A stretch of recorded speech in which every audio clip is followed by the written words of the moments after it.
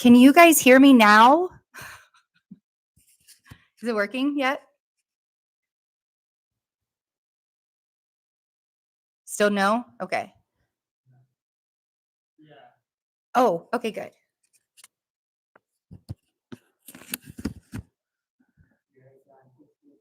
That's how this is going to start. Elizabeth still can't hear me.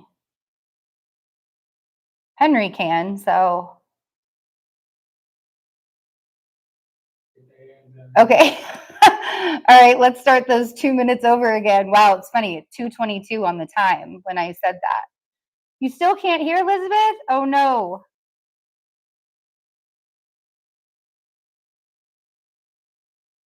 I don't know what to do about that. Okay, good. All right. Hi, guys. So we're going to.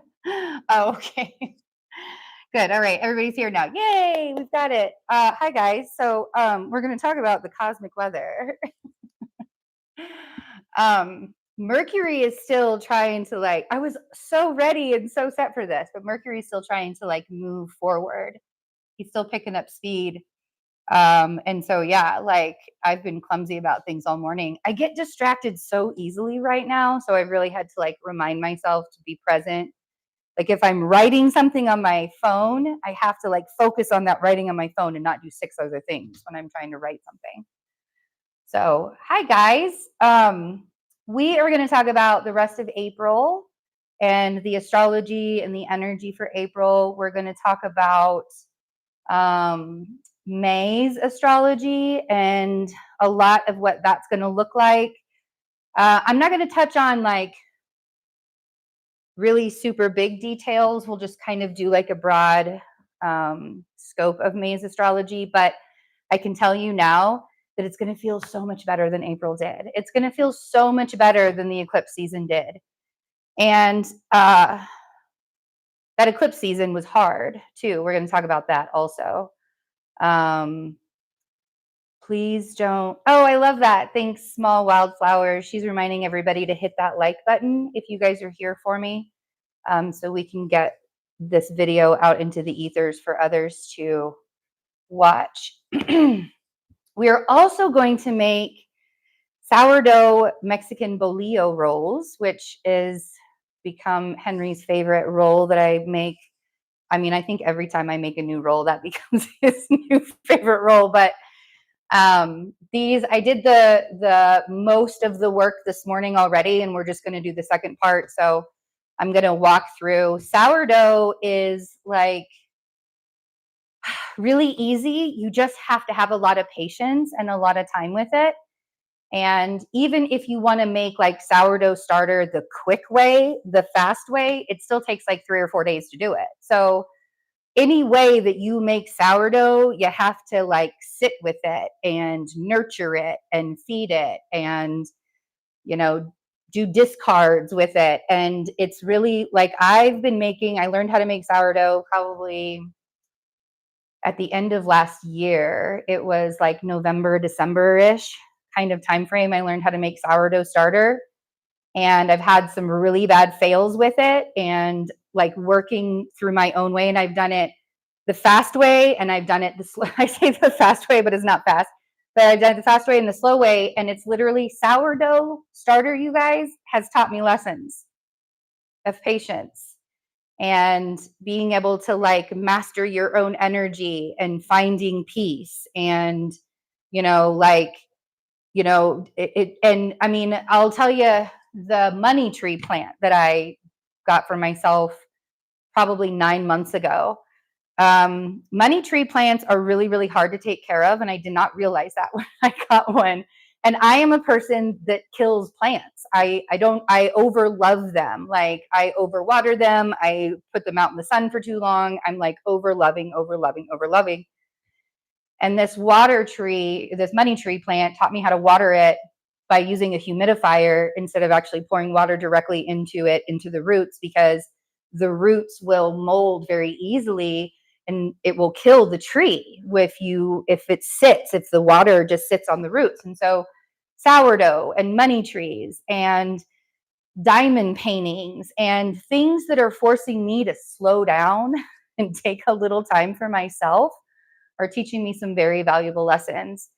And recently I went through my Saturn opposition, which happens to everybody every 30 years. And just like the Saturn return, right? So the Saturn return is when Saturn is conjoined your natal Saturn.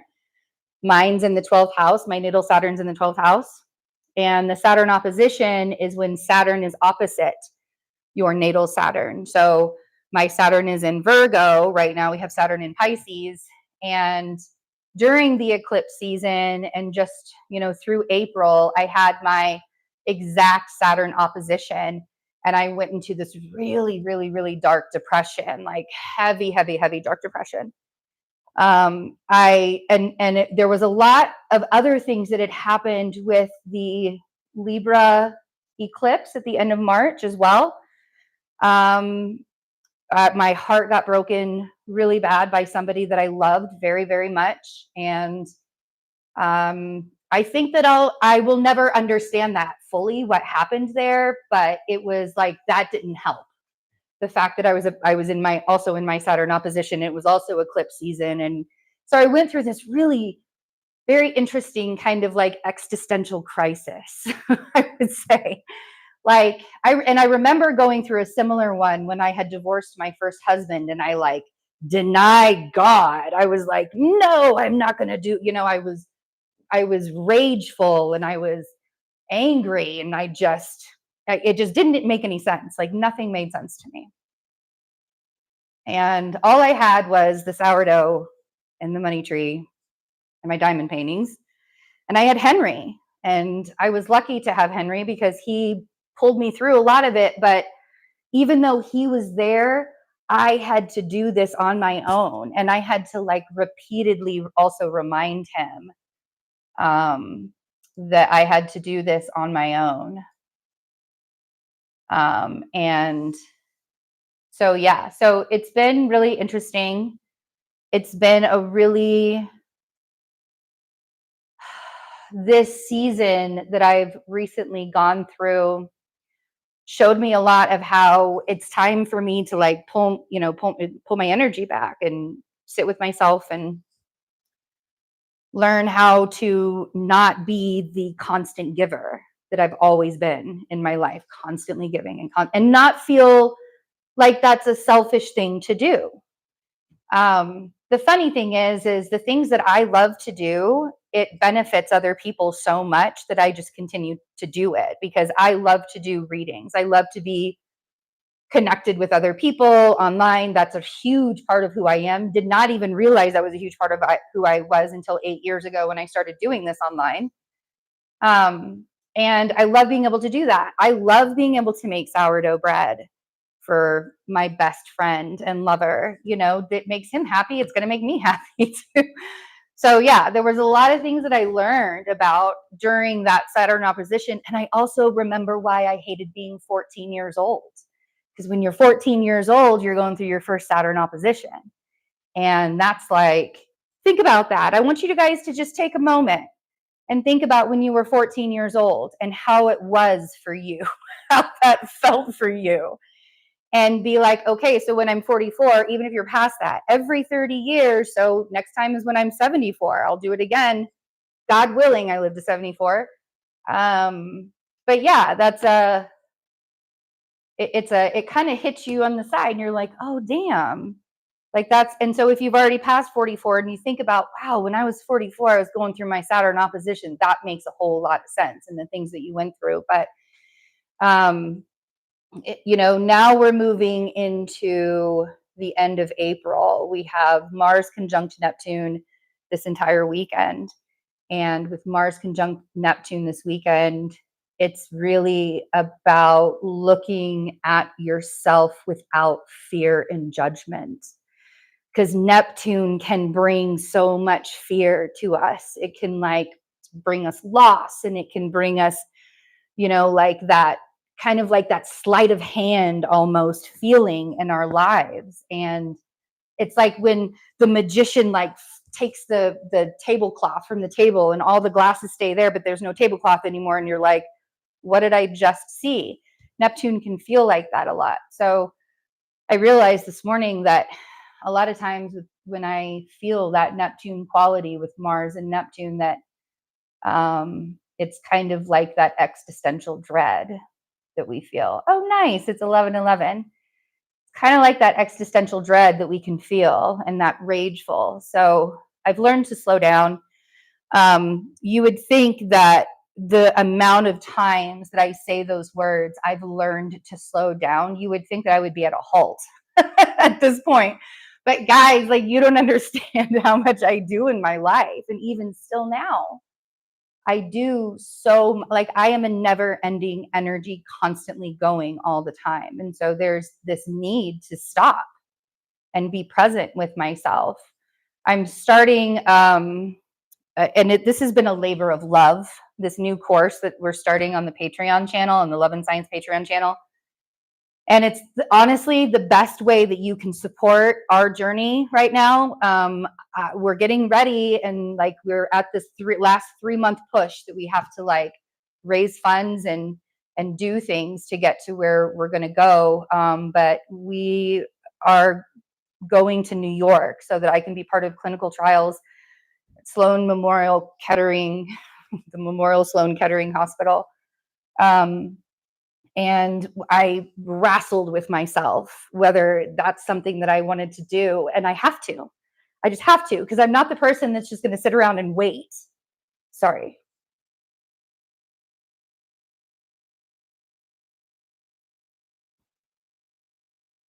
I've had too many people tell me I have to wait, and I'm not going to.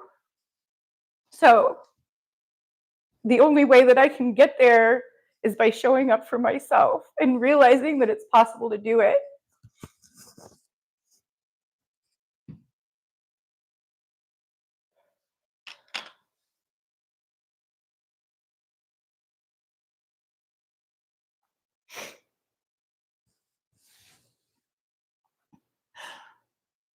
And I think what people don't understand is the hardest thing to do is to realize that I deserve better than to wait to get better.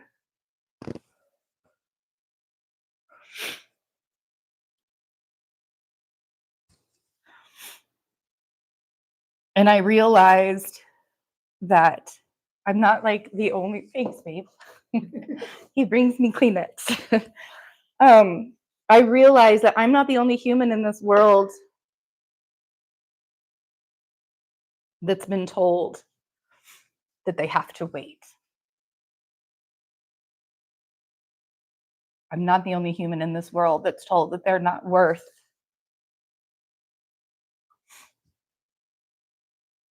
the best. Like, there's a lot of hospitals in this country that can cure cancer.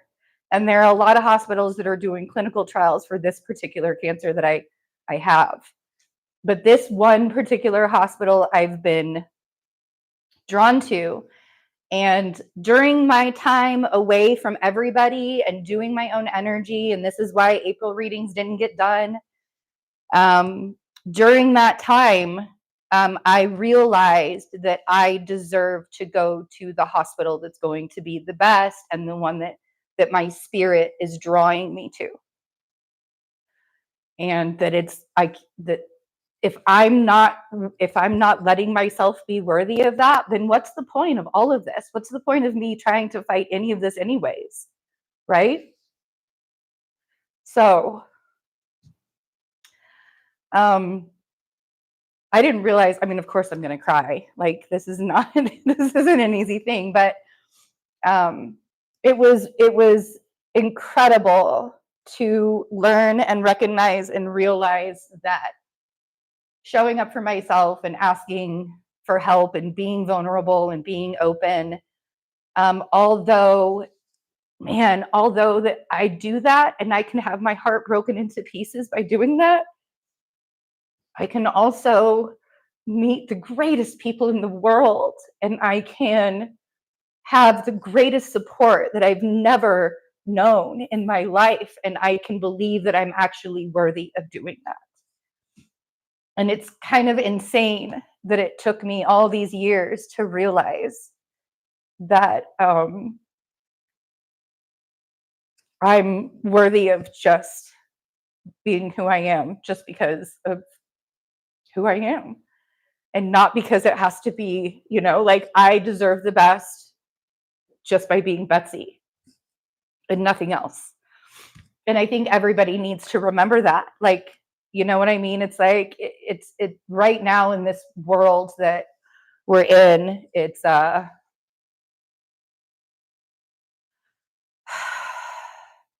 it's easy to find the unkindness, and it's really difficult to find the love, but the love is still there, and it's still really existent. And it's actually really, really big in the existence of all of the heartache and the pain. And I think that that's the biggest thing that everybody's missing right now, is remembering that the love does still actually exist. Because it's really hard to see that. It really is. It's really hard to see that. And people are going to fight you against it. The more you can recognize and look beyond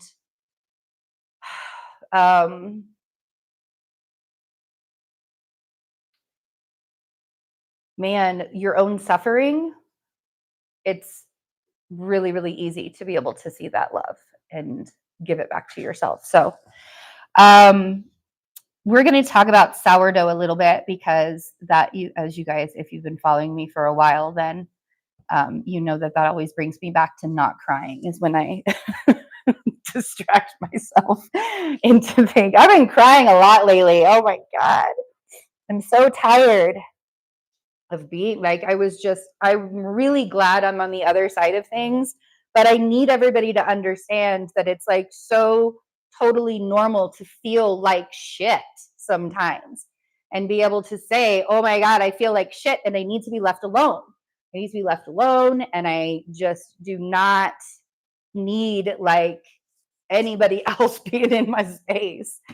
And it's like there's not even a time limit on that, and you even get to have that as a roller coaster if you want. Like, having cancer sucks, but the things that it's learned how to like treat myself better. I also found out like a month ago, and this was a really big revelation for me, and it was just one article, and it was just like one very small study that was done with like a very small group of people. But sometimes I read things like that and it gives me hope that I wasn't the stupid one that did this to myself. But apparently, like, this gene mutation that happens in the bodies of people that have my particular cancer it happens like decades before the symptoms even start. So like 30 years ago, I might have like had this gene mutation that had this cancer. So like I have to find the hope in everything. I have to find the hope in wanting to like get up and find the hope, every single day. And the way that I did it was through sourdough. So I'm going to tell you guys how to make sourdough. Let me throw this away and get my gloves on. Oof. Sorry, muscle cramp. It happens. I've also found a new love for a different soda. Henry and I are drinking Poppy. I love these things. I actually told him that if I still drank alcohol, I would put vodka in the cherry limeade Poppy. Oh my God, it's so good. And it's so good to you. It's so good for you too. Okay. I'm putting gloves on because I don't want to get the dough all up underneath my fingertips. So to make a sourdough starter, and I'm going to put the transcripts up for this video, so you guys are going to get all my blubbering for the transcripts of this video. We're going to talk about the last of April's energy and May's energy while things are rising and cooking and all of that stuff. We will, thank you guys so much. I'm reading the comments too while I'm talking, by the way, and I really appreciate your support and all that love and everything that you guys are sending me, because it really, I mean, like doing this really fills me up with joy. And I want to be able to have the energy to do this more. So taking time out for myself is always necessary for that to happen. And tears are very releasing. It's actually the way that I remove negative energy the fastest. So I cry a lot. I'm a Mars in Cancer, so I'm a crier, and it's in the 10th house. So everybody gets to witness my tears and the crying and everything. Um, sourdough starter. I'll put the transcripts up, so you guys will have that as well. I love that, Julie. Okay, so sourdough starter. What you're going to do with sourdough starter is you will, let me show you what mine looks like. You will start with like a cup of flour and a cup of water. So when you're doing sourdough starter the slow way, it's going to take like up to 2 weeks sometimes to really get it going. It's going to sit out on your counter. You're going to be feeding it. You're going to be discarding some old starter and feeding it with new starter. As I was like getting there and getting like moving it down, I would start to use the discard for like pancakes or muffins or other things, and I could actually see the level of fermentation that was in it, and if it was ready, if it was like where it got to the adult status. But this is literally, sourdough starter is really one way to have yourself slow down and kind of be a ritual every day to like check in with yourself. Did I feed my starter today? What are my things like that. So this is my sourdough starter right now. I used some of it this morning for the actual dough that I have over here. So when you're going to start it out, you'll start with a cup of water and a cup of flour the first day. And in the beginning, you're going to want to discard half of it and add flour and water in the same amount of flour and water every 12 hours for probably, I don't know, I think I probably did it for like the first week. I did it every 12 hours. So you're going to use a lot of flour when you're making a sourdough starter the slow way. And you do that every 12 hours. So you'll do the cup of flour, cup of water, and let it sit there for 12 hours. You'll take a half a cup, you'll scoop out half of the discard, throw it out, and you'll add half a cup of water, half a cup of flour, mix it around with a whisk. I usually use my whisk, and then you'll cover. I cover it because I don't want it to dry out because we live in the desert and everything dries out here. And then you'll just let it sit on your counter, and then every 12 hours you'll do it. I do it in a bowl because I use sourdough starter a lot, but I also have like little mason jars that have lids. Like I don't close it all the way. I just pop the lid on it. If I'm not planning on baking, if I'm not feeling well, I'll like have my sourdough starter and I'll stick it in the fridge so I don't have to feed it every day and discard it. So you'll do the 12 hours, half a cup every 12 hours, and then for a week. And then for the second week, you'll want to do it every 24 hours. You'll discard half. And by then you'll start to see the bubbling. You can kind of see it's a little bubbly in my bowl here. And and that's the thing is like, I thought I would actually this would not be good for me because it's like, you really have to have the patience and it doesn't take time. It doesn't take a lot of time to do it. It's like, while my coffee is brewing, I feed my starter. That's what it's called. You discard and you feed your starter. So that's how you do. And then after, I would say between 8 and 14 days, it matures up. It would mature. So then if you want to do a fast starter, you can get the fermentation going by using yeast. So like active yeast or instant yeast or whatever. Like when I'm using yeast for anything, I use the Quick Rise, the Red Star. That's the stuff. I like the Quick Rise because it actually, in the desert, it's really hard to make things like like really fluffy. Like I didn't want to do the sourdough thing until I got my recipe right. Like I didn't want to show you guys how to make these bolillos until I got my recipe right. And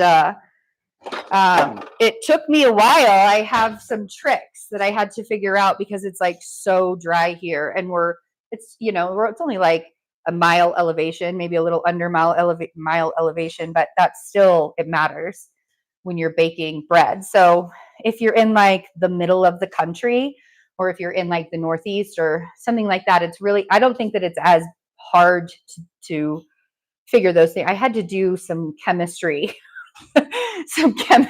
things, which I'll talk about, like that stuff too. But that's, so like when you're making a fast starter, you'll do the cup of flour, cup of water, and you'll add 2 1/4 teaspoons, or 2 teaspoons and 1/4 teaspoon of the yeast to the flour and water and let it rise.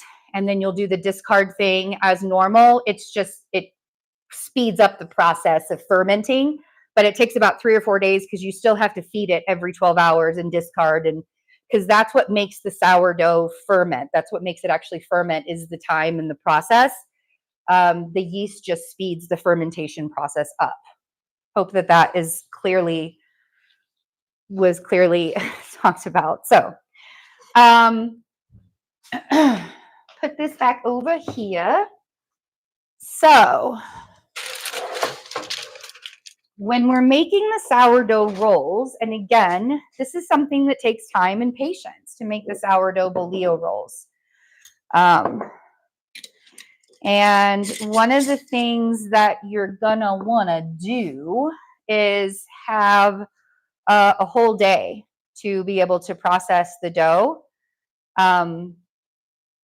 You can absolutely do 2 batches using the discard, but what you don't want to do is use so much of the sourdough starter that you don't have enough to get it going again. So like if you want to do 2 batches of things, you would want to add more than just a half a cup of flour, right? Because the process is, if there's too much flour and too much water, then the sourdough is going to take much longer to ferment that water and that flour. So you want to make sure that you're putting equal parts flour and water so if you have a whole bunch of sourdough starter and you don't discard, then you're going to have to put like 2 cups of flour and 2 cups of water in that starter for it to do anything, really, because it won't bubble or ferment or anything. That's like such a scientific process, and it doesn't have to be exact with the sourdough starter, but it does have to be equal parts water, flour, ferment when you're doing that. Does that make sense? Yeah. Okay.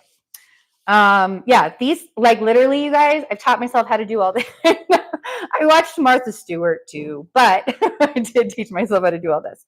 Okay, so first I make what we call a sponge, okay? I make the sponge and I let the sponge rise first because that helps the sourdough get to move in and get to work in. Otherwise, it's taken me literally like 12 hours to make some rolls for my babe, and I don't want to take 12 hours to make rolls for my babe. So I make the sponge first. The sponge is, you're going to take a cup of the sourdough starter, and because when the sourdough ferments and it grows in there, like you're making more, there's like more mass in there. So that's why we do a lot of the discarding and the, adding back into it. So you're going to take a cup, which you will by this time have a full cup of the sourdough starter. You're going to put that in a bowl, and you're going to have 1/4 cup of olive oil. You can use sourdough discard as well, but sourdough starter that has just been freshly fed and is bubbling at the top is the best way to do it. It's like having instant yeast, like right there, bubbling right there for you. To use 1/4 cup of olive oil and 1.5 cups of warm water at the temperature. And I hated chemistry. I hated science. I hated biology. I hated all of that. And here I am. I also hated like geometry, and I'm a friggin' astrologer. Like, how does that happen? If they would have taught me chemistry and astrology through baking, or chemistry and like geometry through baking and astrology, I would have gotten it like that. I would have, school would have been too easy for me. Okay, so the sponge, have a cup of water, 110 degrees. So the reason why we want to have that water at 110 degrees is it helps the yeast, the fermented sourdough that you made, to activate and get it moving. Look at this bubble I have here. Like, really, it's so fun. And you're also going to want to put 2 teaspoons of salt. I'm going to show you the salt that I use. I also use, I don't use the table salt for my bread. I always use the coarse kosher salt for my bread. Morton's, my family, I think, has been using Morton's for years. I trust it, decades. My family used to have a bakery in Pittsburgh, Kansas. And there are still old pictures that my mom has. It's really cool to see it. So 2 teaspoons of salt, 3 tablespoons of sugar. And for the sponge, you're only going to use 3 cups of flour out of the 4 to 5 cups that you're going to need for the entire thing. Just for the sponge, you'll use 3 cups of flour. So you're going to mix all of that. I would prefer that you do it in a mixer, but you can also just kind of knead it with your hands, and it's going to feel like a really doughy, spongy. It's going to be really doughy and spongy. It shouldn't be too watery. Add more flour if it's too watery, but you also don't want it to be like the full, you don't want it to be the ending part, the final either. So you just want to not add the entire amount of flour, just like most of it, and then let it rise for 45 minutes. And then you're going to add another cup of flour and have it go either in the mixer, or you can knead it for about 10 minutes. So, and that's why I have the final product here instead of doing all of those things in front of you. We would have been here since 8 o'clock this morning doing the bread, because that's when I started. So here we are after the kneaded bread. I kneaded it for 10 minutes after letting the sponge rise and adding another cup of flour, kneading it for 10 minutes, letting it rise in a bowl covered in oil. So you're going to let it rise again for 45 minutes, and that's what we have here. This is the dough that we're going to work with to make the actual rolls. So you're going to preheat the oven to 425 first. And, before I do that, let me show you guys this. In the oven, I have 2 of these little round baking pans filled with water, because we're going to create steam in the oven for the rolls.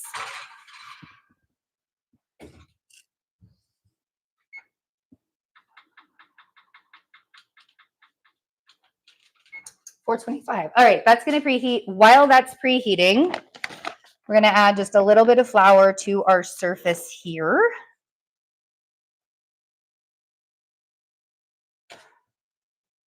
I'm going to move some things. Wish I had a bigger surface here. Okay. You don't want a whole bunch of flour, because you really don't want to dry the dough out. I love this. It feels so good and so light and so fluffy. You're going to plop this right here on the flour. You're going to take a serrated knife and cut this big round thing up into 16 pieces. I cut it in half. I know you guys can't see this. Sorry.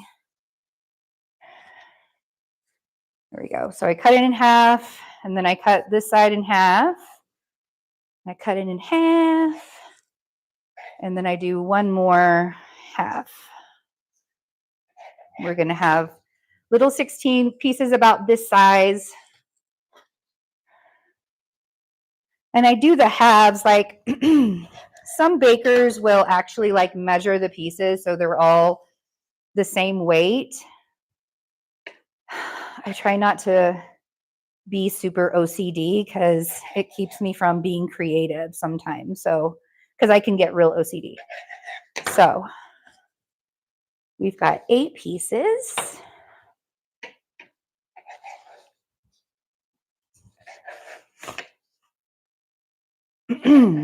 So these last couple of days of April, we're going to have Venus move into Taurus, and we will have Mars move into Aries. So we're going to have Mars and Venus will both be at home for May. May's energy is going to be so much lighter because with it being Taurus season, the sun is going to conjoin, the sun and Venus both will conjoin the sun, Jupiter and Uranus in Taurus. So it's going to be like a much lighter energy too. It's going to be so much, but I'm like really looking forward to May. It's like one of the Sagittarius full moon is going to be magical. Like it's going to be a really fantastical month. And I kind of feel like in some ways I am making it like bigger than it's going to be just because I really, really, really want it to be like this month of change. Like everything changes, everything changes, everything changes. By the way, I'm going to have, I don't know if you can hear me, but Henry, can you put the website up in the chat? So I'm going to put the website for the wildloveparadise.org website where you can donate. We're going to do a really big fundraising push here in the coming days.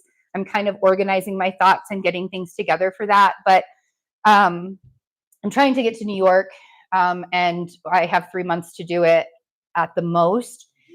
And I'm really letting the universe, the energy source kind of guide me, my spirits guide me and all of that. So I'm not trying to like force the time frame. But we are struggling to make ends meet here. So as if you have the call to donate, Henry, it is like a natural stress ball. I'm going to show you guys how I'm doing this in a minute here, but as I'm talking, I'm going to roll a couple. Henry built the foundation, wildloveparadise.org. He built the foundation so that he can help me and eventually will be able to help others who have been through this cancer journey. You guys, we've never faced such hardships in our lives having to deal with this cancer journey that we're on together. And he's my full-time caretaker. And we both work from home and we both try and do as much as we can, but I have to step back from doing energy work with people, especially new people. Like I'm still doing a lot of energy work with other people, but right now, like I really have to pay attention to where I'm placing my energy, and I have to ask the community for help. And that is just something that is part of my journey to learn. So, I don't like to push it on people, but I do like to remind people that if it's, if you can, if it's possible, ways to support. Patreon is a really great way to support, and I get to give back to you, and I love being able to give back to you. And we have tiers that are $10 and $22. And then on the wildloveparadise.org, that foundation, the money comes directly to us as well. So, yeah. So here we are. Now what we're going to do is roll these.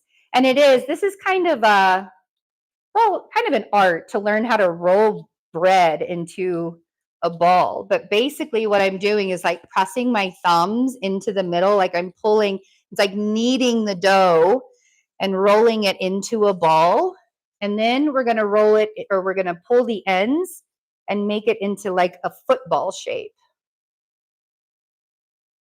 So there are 2 ends that are sticking out on the side. Kind of looks like a crescent roll in a way. And then we're going to set it on a tray with parchment paper. I think I was kind of debating on whether I do readings or not. But I might do some readings for the energy right now and what's going on as well.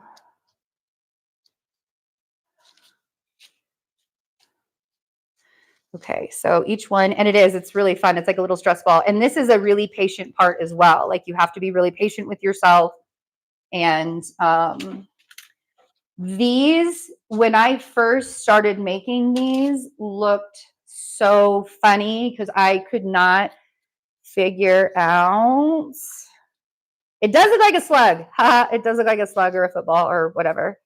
But I could not figure out how to get it into a ball. And it really just kind of takes practice as you're doing that. So May 2nd, Pluto starts retrograde in Aquarius May 2nd. This is something that a lot of us have been waiting for as Pluto retrogrades in Aquarius. This will be the last time that Pluto will step back into Capricorn. So Pluto will be retrograde from May 2nd until October 11th. On September 2nd, Pluto will regress back to Capricorn to the 29th degree.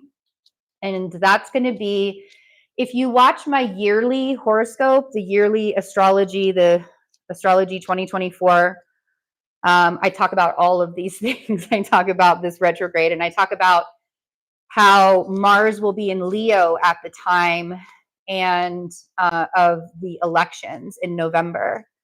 And Pluto will be direct, but will not be back into Aquarius until after the elections. I believe it's only going to be a really short, I mean, like literally it's like half of a degree of Capricorn, like the first half degree of Capricorn, 29 degrees and 28 seconds or something like that when it starts moving forward again. So it won't be there for very long, but what does this mean? So while Pluto was in Capricorn since 2008, think about what Capricorn symbolizes. Capricorn in a lot of ways symbolizes the structure and the work that we do and the boxes that we can kind of the spaces that we build in, the structures that we build in. And Capricorn also represents a lot of the lessons that we learn in our lives. With Pluto, it's really interesting because what's happened with this Pluto in Capricorn is we've seen the government structure sort of become a farce. Like capitalism became so inflated that people are suffering at a level that it's easy to see it. Like it doesn't matter what kind of society, you can see how people are suffering no matter what you're looking at or no matter what societal level you're on. I hope that makes sense. It's noticeable the way that like the inflation has happened. And like I'm not a really big person into politics, and I'm not like Khaleesi's gonna join us. Hi, girl. You can't go up on the counter though. You're not allowed. This is Khaleesi. We got Khaleesi in October last year. We rescued her. And she was 12 weeks old when we rescued her. And she is just about the sweetest thing ever. She's so cute.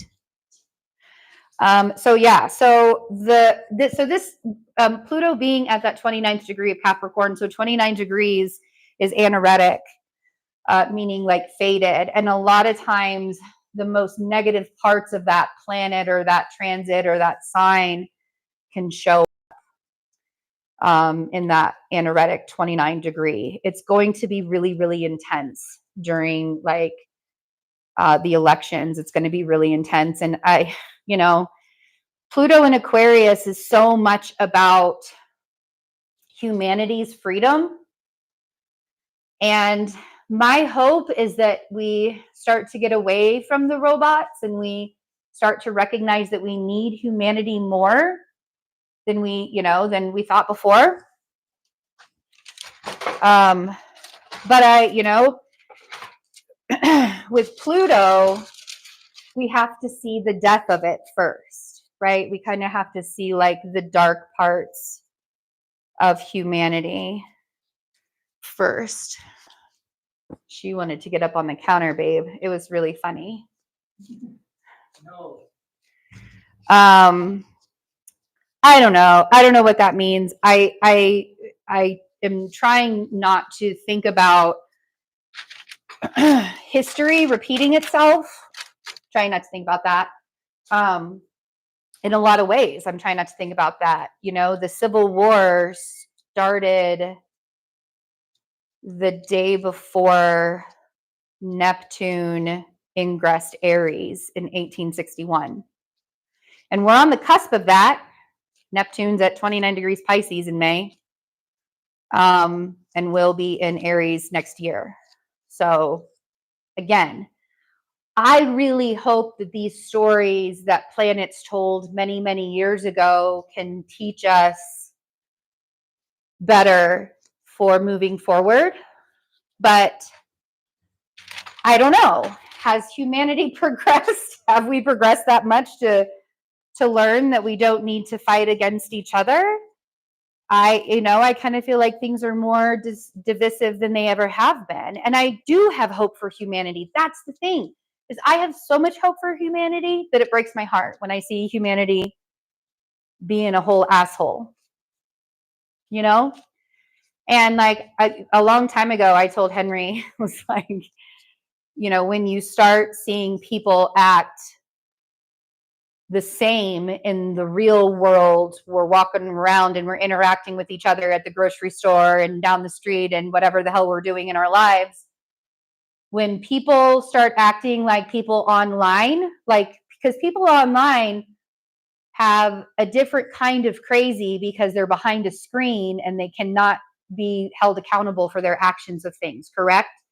So when people start acting like that in real life, like, you know, they're not going to be held accountable for their actions. I kind of find that a little frightening. You know what I mean? So, and we see that people act like fools every day in this world, like they're never going to be held accountable for their actions. And that's a frightening concept, especially, you know, like my children. Like I have 2 young adult men in their 20s and a young boy who's, you know, barely 10. So, or barely, he'll be 11 in a couple months. So, it's very frightening and interesting all at the same time to think about that. So,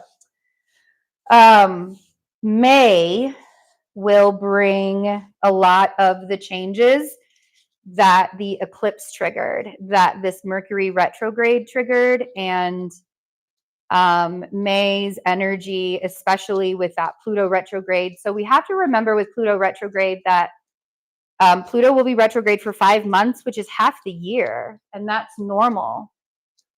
That's a normal thing. So I want to make sure my microphone is still on. The retrograde is just as important. Okay, we're almost done rolling the rolls.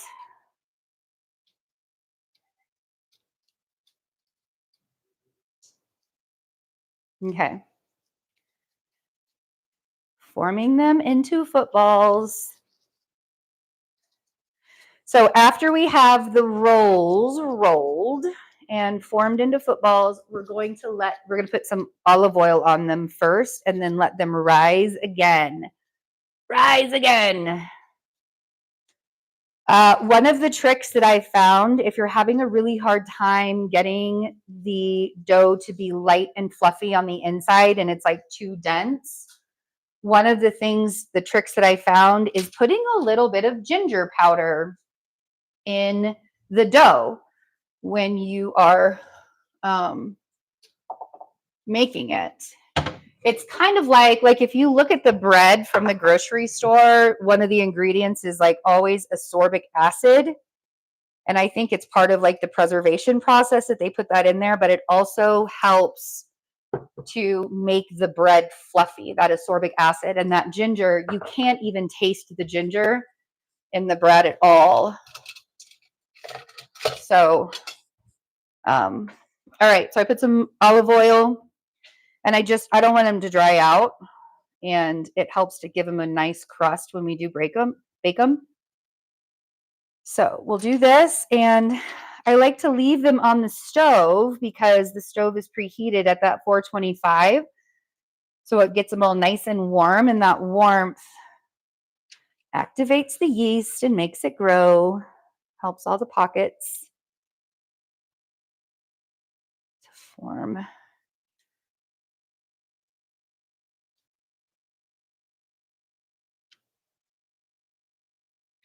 Let's see, I'm trying to think like what else is going on for May. I might have to go grab my notebook really quick. I was gonna totally forgot to bring it. Babe, can you go get that for me? It's just sitting on the couch in my office. Okay, I'm gonna clean this up so we can do some card readings too.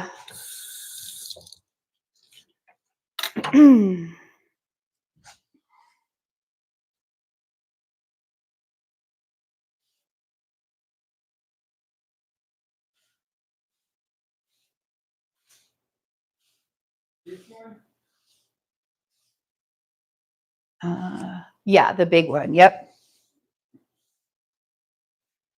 Thank you.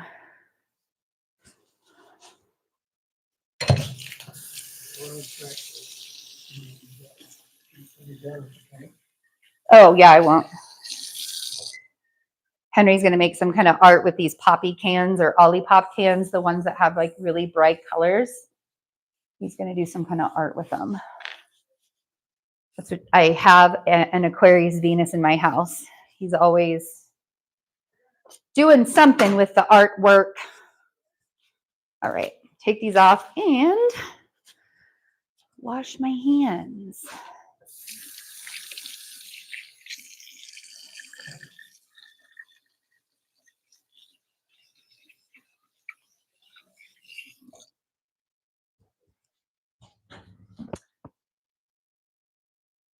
Thanks to everybody hanging out on this Sunday. It's really rainy today. It was like thunderstorms all night long. Yes. Small wildflowers, I agree. I've talked to a lot of people about how like I miss the 2020, like pre-2020 world, you know? These are going to be really, really good too. But I miss the pre-2020 world because people have become really, really feral. And I don't even know that, like, yes, it's been since the lockdowns, but like, it's everything that's happened since then too. Because people don't think that we're affected by what's happening across the seas. And it's just, God, I hate politics so much. Like, I really, like, politics piss me off, like, more than anything. So I have a really hard time talking about them. And my mom used to argue with me all the time about politics, that like we would literally be saying the same thing and she was still arguing with me. So I try not to talk to people about politics, but it's really true. Like, a lot of this Jupiter and Uranus energy that we have going on right now is extremely like freedom, freedom, freedom, set me free, set me free. Humanity is screaming for help. And it's like out on deaf ears right now in a really, really bad way. And so we're having to start to learn how to take care of ourselves without government help, without the government subsidies, whatever, blah, blah, blah, blah, blah, if needed. Like, people like me, I wish I could work, you guys. Like, you have no idea how I have daydreams of being a waitress again, of all things. I loved working with people. I mean, of course, you could probably tell, but like, out of all, anything, like, out my entire existence, I worked really, really hard. And the time in my life that I need the government's help the most, after like working for capitalistic assholes my whole life, and it's not here, right? And like, I'm not like one of those people that's gonna, I don't know, maybe I should be louder about it. Maybe I just should be louder about it. I think that that's probably one of my lessons, is to like not keep my mouth shut so much. So The rolls are going to rise for about 45 minutes. So we're going to have plenty of time to do some readings. Let me set a timer so I don't like over rise them. That would suck. If anybody would like to have a personal reading, I will ask for donations for those. Other than that, I'm probably just going to do like read the energy of what's going on, you know, kind of just like with the signs, and just talk about, like, I have the moon deck here. We'll talk about the energy, oracle energy there, and just kind of do a reading. But if anybody would like to donate, you can either donate here or you can donate on the website and get a little personal reading too, which I don't have my scheduler open or my calendar open for personal reading. So this is, if you want a personal reading. So May, the Taurus new moon is going to be amazing. We will have the sun sextile Saturn. What's going to be really interesting is the Taurus new moon is going to feel more like a full moon, and the Sagittarius full moon is going to feel more like a new moon, because of the energies that are happening around it, because of the things that are happening around it. So the Taurus new moon is the first week of May, and the first week of May, and really starting with this weekend, you may feel like the release that needs to happen before the Taurus new moon comes up. Wherever Taurus is in your chart, this is where those new beginnings are happening for you. This is where those changes are happening for you, wherever that Taurus new moon. This is where that Jupiter and Uranus, we had Jupiter and Uranus conjunct in April. Still, they're like 2 degrees, I think, or a degree away from each other right now. But we can still feel it. We can still feel the changes. We can still feel the shifts happening. And then, yeah, we have just like the Venus conjunct Jupiter, the Sun conjunct Jupiter, Sun conjunct Venus conjunct Uranus. We want new things. We want different things. And this is the kind of energy that can give us hope for those things. The other big thing that's happening in May is Jupiter will ingress Gemini after being in Taurus since last year. And Jupiter every year also goes retrograde for several months.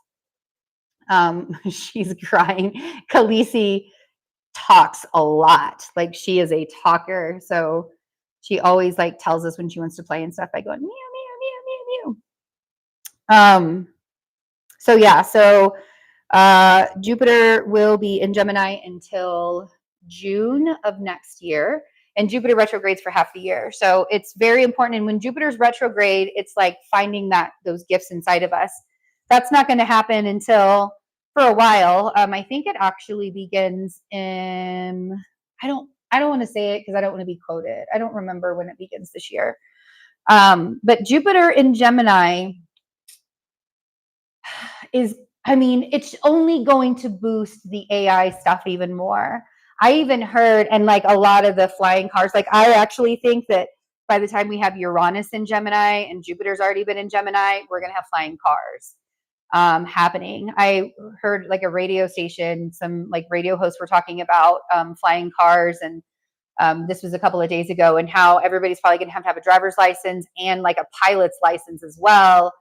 The FCC is going to have to it just sounds like a catastrophe to me because of like all the cell towers. And like, I used to do that work. I used to work in telecommunications, and I worked with, the FCC regulations and like all of that stuff in building the towers. And so I understand what the airspace, why it could be a total chaotic clusterfuck for us to all have flying cars at this point. Like the Jetsons was great. You need to figure out Patreon when you get your shit together. But yeah, so yeah, Jupiter in Gemini is going to be really interesting. I'm really excited for it actually, because I'm in my 9th house perfection year, and it is Gemini for my 9th house perfection year. So I'm going to be learning a lot of things. Excited about that part. But yeah, so May's energy is much more relaxed. It is not going to be, we're going to have Jupiter sextile Neptune, which will be exact during the Sagittarius full moon. That will be at 29 degrees. So it's going to be super duper intense. We'll have Venus conjunct Jupiter during the Sagittarius full moon, 29 degrees, really, really intense. But it's like the magic that's coming out of the endings are creating the beginnings as well, and like boosting those beginnings as well. So May's, like, I have so much hope for May's energy. I don't think that what is happening in the world at large is going to get better right now. I know that it's going to get better, but I don't know that it's going to get better right now. I feel like some more things have to play out first. I hate saying that because I know that people are suffering. And that just breaks my heart to have to think that, this is going to continue. Because I don't want it to, I don't want it to, but a lot of what I learned while I was hanging out with myself, it was that we have to be willing to talk about the tough stuff. Because if we're not talking about the tough stuff, then the good stuff isn't as beautiful and isn't as, like, we're not as grateful, right, for all of the beauty and the amazing things that happen in life. I have friends who are going through extreme difficulty as well. And it's amazing that how you cannot break a person who has gone through difficulty in their life and come out the other end shining and come out the other end doing better. You cannot break a person who knows themselves. And I will reiterate it and say it over and over and over again, that confidence is always going to be your greatest protection. We can put protective shields around us. We can envision the pretty pink bubble around us protecting us, the pretty gold bubble around us protecting us. We can envision all of that, and we can create that protection for ourselves. But at the end of every single day, you showing up for yourself and you showing all of your haters and all of your people, all of the people that never thought that you'd be able to make it, whatever the story is, everybody's different story. But you showing up for yourself, it's like a big fat fuck you to those people. You know what I mean? It's like nothing can disturb your peace if you have confidence. And that's why it is so incredibly hard to find that confidence. You guys think it's easy? Do you guys honestly think that going through the thick of it with yourself, going 12 rounds with yourself in your life to gain that confidence is going to be an easy match? No, you're your toughest competitor. You're the person that you have to deal with every single day. Your choices, your life, what you're doing.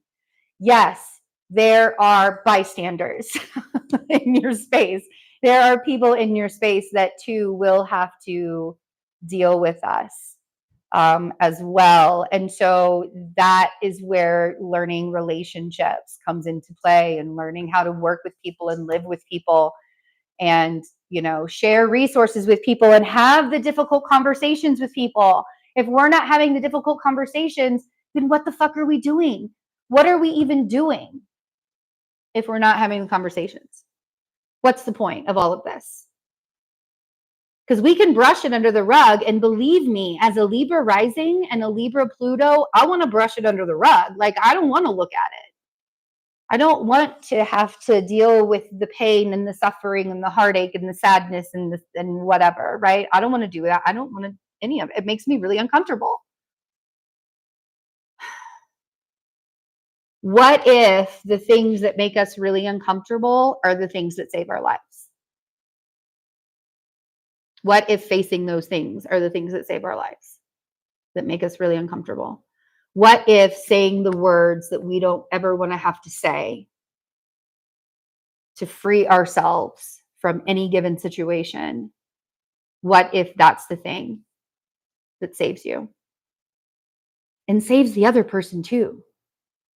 What if that's the thing that saves the other person and you're holding back because you're afraid of all of the stories that you've told yourself of how things are going to go and how things are going to work and what things are going to do? All right, small wildflowers. Let's get you an oracle card and a little reading. Thank you for your donation. I really appreciate it. I didn't realize I was going to cry and preach while I was making bread with you guys today, but I'm really glad that we're all here together.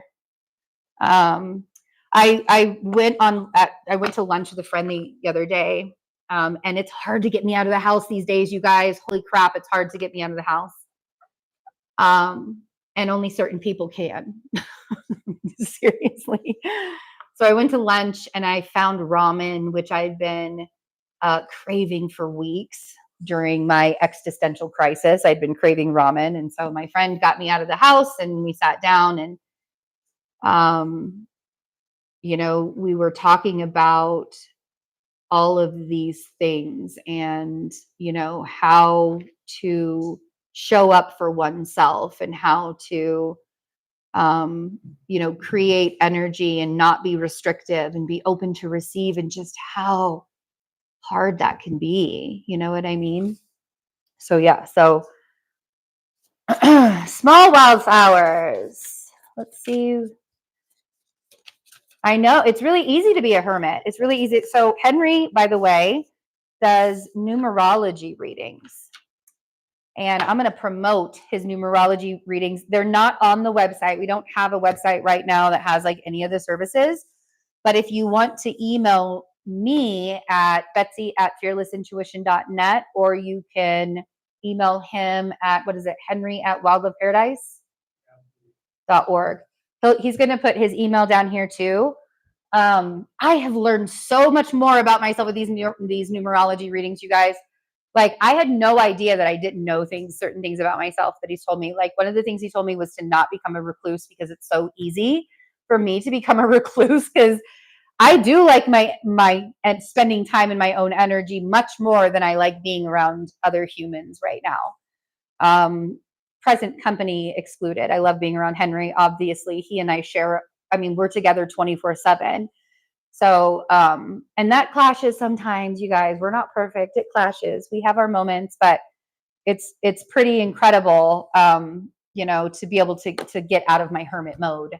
I need to, right? I need to. Okay, but so small wildflower. So the oracle cards that you got from the moon deck. This is what we're looking at. Proper rest helps me feel and look my best. Cute little Dr. Seuss. Healthy boundaries keep me centered and balanced. All right. I'm going to read. Let's see. So number 3. So this one is boundaries.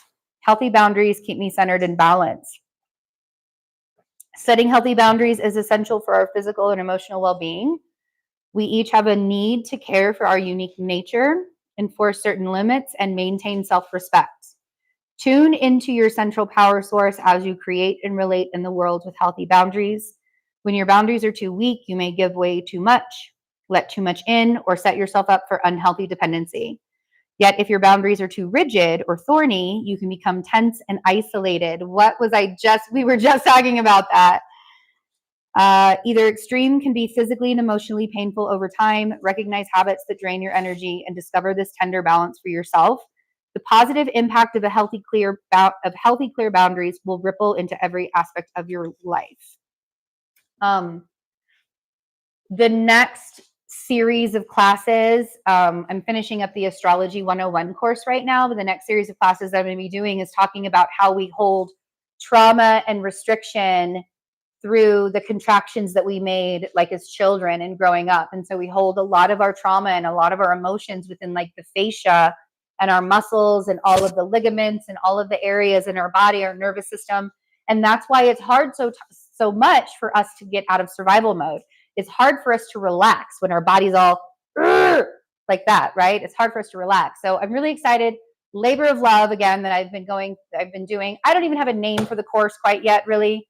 But we're going to talk about fundamental consciousness. We're going to talk about the releasing the trauma out of the body and how to do that and what that looks like. We're going to talk about breath work.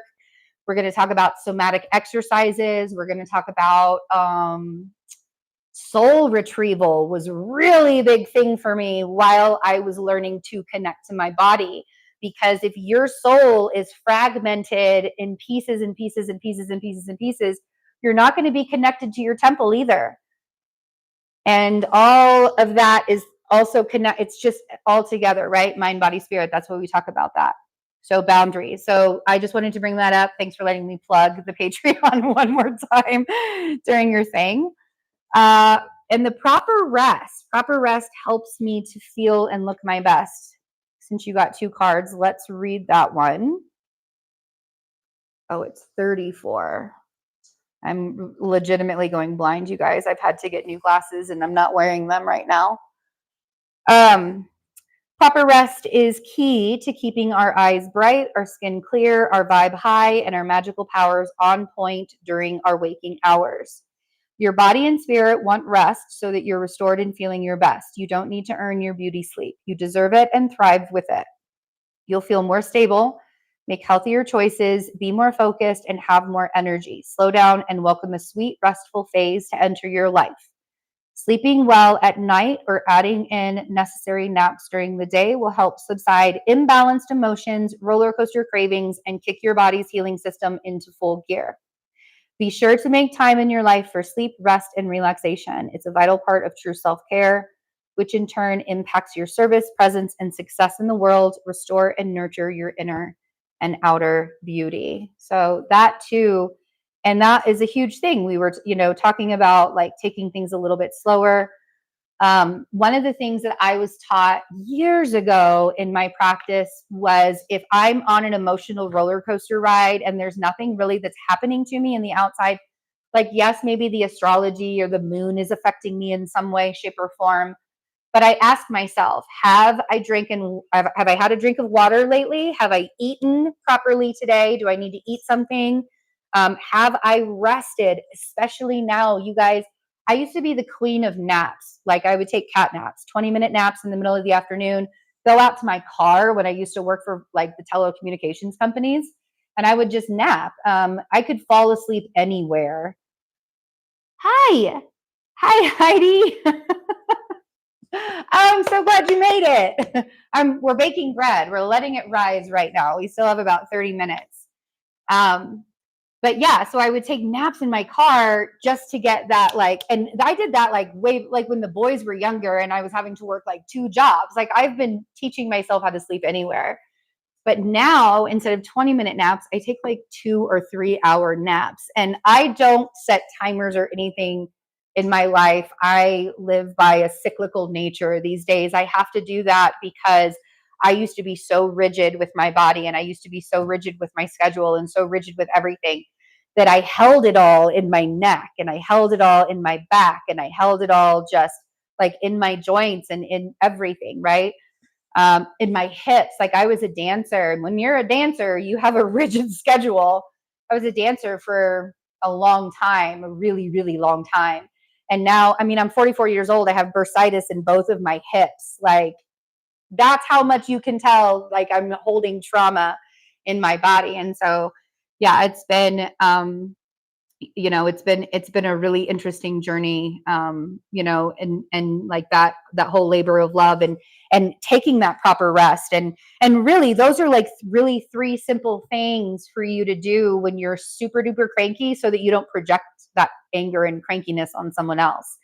And you don't like throw your energy elsewhere. Let me see. I just wanted to see if, okay. More. Does anybody else want a car? I know, rest. What's that? Virgos have a hard time having rest. I'm telling you. Like that's why one of the biggest things that I learned during this time away from doing energy work for others and that I'm still doing energy, still taking some time away from doing like big energy work with others, is, just resting and, slowing down and learning how to um, create things peacefully. It's very easy to create when you're in chaos. It's very easy to create things when everything is changing all of a sudden and you like, survival mode kicks in and all of those, everything comes up and you're freaking out now, right? It's easy to create during those times. At least it is for me. Like I've always been good under pressure. Always, always, always. If I'm under pressure now, oh my gosh, I crumble. I'm just like, nope, nope, nope, nope. Nope, I'm done. No pressure. I don't want to be under pressure. And I was really good at procrastinating. I've always been good at procrastinating. I still do pressure deadlines for myself, like challenges. I would consider them like little challenges to help me evolve, to help me like become a better person. And see. So it's a really fine line, I think, sometimes, for especially when it comes to women, because like I know for myself that I've always been really headstrong and really like I can do this on my own, ultra independent, ultra independent, ultra independent. I can do all of this on my own. And I can't. Like that was an ego battle, real big time. I can't do it on my own. And this world wants you to feel bad about that. This world really wants you to feel bad about being vulnerable and open and saying, I need help. Oh, yeah, fire under the ass really gets shit done. But yeah, this world can be really stubborn and harsh in that way, very cruel, in that kind of way. So,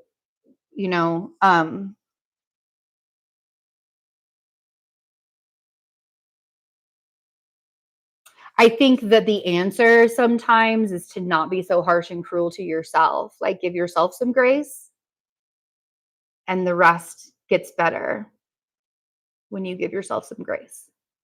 The rest sort of becomes easier when you give yourself some grace. It's like when you give yourself grace, you can see the grace in the world. When you are loving yourself, you can see that love in the world. But a really difficult topic in the spiritual community right now is psychosis. And I was talking with my friend that I went to lunch with the other day about the psychosis that can happen when you're on a spiritual journey, when you're not grounded enough, when you are doing spiritual work for the wrong reasons. If you're doing spiritual work in a capitalistic way, which is what New Age spirituality has turned into, it's very capitalistic. And I was a part of it. Like I can't even say I wasn't a part of it because I don't know if I was chasing my dreams or if I was chasing material things, but there was a point where I had to completely stop doing any of that because I realized I was doing things for the wrong reasons. I was still helping people and I was still helping myself and I was still growing. And we all have to do that. Those are the phases, right? Those are the steps that we all have to take. But at the end of the day, you are in charge of the choices that you make. And at the end of the day, you are in control of how you respond to life and how you respond to yourself in any given moment. And so even through, I even think I can even say that I went through psychosis phases, but it didn't happen during my spiritual awakening. My spiritual awakening saved my life, but I had been through psychosis stages in my life prior to my spiritual awakening. And so I know what that feels like. And when I went through those, and I believe that was my soul trying to get me to open up and be free and go through a spiritual awakening, but I wasn't allowing it, wasn't letting it happen. I would medicate myself instead. And it would be either self-medication or pills, like whatever the doctor was giving me at the time. but it, you know, and I think that this eclipse season really brought a lot of people to psychosis because of, and it kind of made a lot of people delusional, which is psychosis, right? It made a lot of people delusional. I'm so used to being the strong one and taking care of everybody, and now I can barely take care of myself because I have, yeah, yeah. It's hard being trapped in a body that doesn't want to work properly, and you recognize that you were probably a part of that with all of the stress and all of the, you know, things, the structures that you built around your body to, you know, you realize you were part of that. So but my point is with the psychosis, and it's part of healing the body, is being grounded. And I think that because that has been such a strong form of my spiritual practice from the beginning, like you know, when I first started reading for others in 2017, I can't say whether I should have been or I shouldn't have been, but what I can say is that every piece of advice that I've given to the tens of thousands of people that I've read for in my life also helped evolve me, and I became a better person as well. But you have to have a grounding practice. You have to check in with yourself, you know, when you're going through that spiritual work, and you're, you know, I mean, that's why I was called to being a shaman, because it's literally connected to the earth. You know, it's reminding me to be human, and it's reminding me that I'm equal parts fantastically magic, and I'm equal parts broken and torn down, because I'm also a human, right? The whole idea that your spirit is unaligned with your body because you have dis-ease in your body doesn't even make sense, because your spirit is eternal and your body is not. Your spirit is never going to be fully aligned with your body's never going to be fully aligned with your spirit. Let me put it that way. Your body's never going to be fully aligned with your spirit, ever. We're just here for the experience. But because we're here for the experience, we can't ignore it. We cannot ignore what we're doing today. We cannot ignore what's happening in our lives. We can't ignore what's happening in the real world, but we also can't watch it so much that it becomes an identity to us either, which I see a lot of people doing right now. I see a lot of people making the war across the Middle East an identity to themselves, or I say the Middle East because it's happening from there now.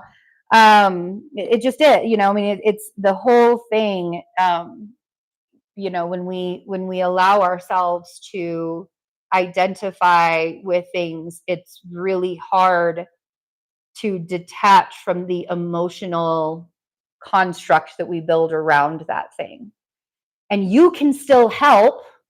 And I'm not going to look at you and be like, yeah, you can just help by loving yourself and loving your neighbor. And, you know, it starts with you. And it's true, it does start with you. But also at the same time, it starts in your community, and it starts in your local government too. And it starts that way as well. And I like to remind people of that a lot, because I'm not a big government person. I'm not a politics or government person anyways. But I also know that I'm only one person, and I am fighting a war within myself every single day already. And I'm not here to take sides. I'm here to say all of it's stupid. All of it's really fucking stupid. It's all dumb. It's all dumb. Like, you can't give me an explanation about what's happening on the other side of the world that I will understand, because none of it makes sense to me. So I'm gonna do some cards for this next week of energy coming up for these last 15 minutes of the rolls. If anybody wants to have an oracle card pulled for them as well, you can donate here in the chat, or you can go to the wildloveparadise.org and donate there.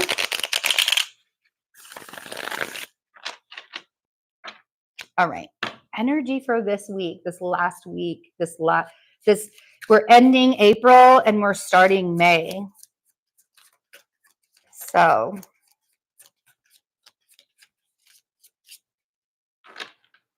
interesting. Betsy for president. No, I don't want to.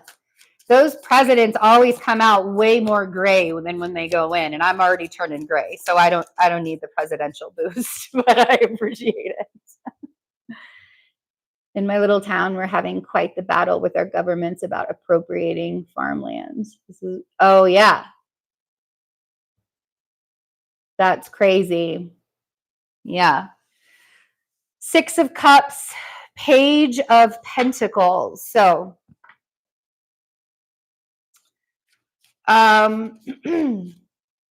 this feels like a journey. This almost feels like we're going into the past, or we're starting a journey that began a long time ago. Like we're on, like the Page of Pentacles is the student.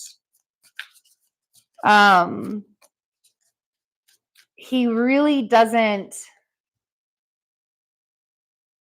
know much yet, right? Like he really doesn't know much yet.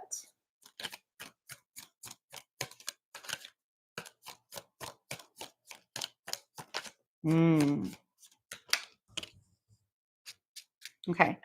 One of the things that I've really been feeling lately, and what I felt during my existential crisis and dread, I laugh because it's just so dramatically ridiculous to say that, but it really was what I felt. During that time, I realized that one of the things that I really want to do is learn how to make food from scratch, like all of my favorite foods. Like I'm going to teach myself how to make hummus. I'm going to make the tahini sauce from scratch. Like I'm trying to make every single thing I possibly can because first of all, it's cheaper in the long run because I eat tons of hummus. I love hummus. I'm on mostly a Mediterranean diet. So I eat a lot of hummus and olives and cucumbers and salmon and all of that stuff. And so instead of having to buy the little tubs for like $3 or $4, I can make my own and have it as much, whatever. But that's what I feel like this reading is doing. It's talking about how now is the time where it's time for us to learn the old ways of doing things. It's time for us to learn how to can. It's time for us to learn all of those things and it's not because the world is ending, but it's about coming back to ourselves. It's about not allowing ourselves to become stupid. It's about, you know what I mean? It's about not taking the shortcuts again. Just think about it. Think about how much we've been taking the shortcuts. You know what I mean?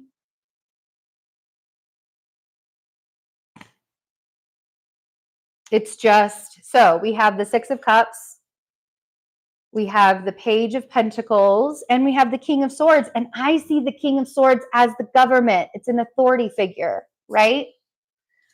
We have the Four of Pentacles, we have the Eight of Wands, and we have the Ten of Cups. I feel like the energy is going to open up. The Ten of Cups for me is so much about the manifestation. What is it that we want to see? And remembering that even if we are manifesting this and it's what we want to see, we're so limited by being human. We look at this much of what is possible, and the universe is like, please open your minds a little. Having the conversation about how worthy I am to go to the best hospital in the country for clinical trials and not, because I really considered just staying here and just waiting to get sicker and then getting a bone marrow transplant when it was time for me to get a bone marrow transplant. But that's not living for me. That is waiting for me to die. Because we don't even know if the bone marrow transplant could kill me. Like it's not, that's, like I would, maybe something else won't kill me. Who knows? But that's the thing, that the Ten of Cups for me is the manifestation. And I feel like when we allow ourselves to start from the beginning instead of feeling restricted, like this feels like some person is being very, very restrictive, something, some experience, some situation, some person, and it feels authoritative. It feels like an authoritative figure is being very restrictive, right? And it's like a learning curve. There's a learning curve here that we have to learn in some way. Let's clarify the Six of Cups. And this is the energy for the end of April and moving into May.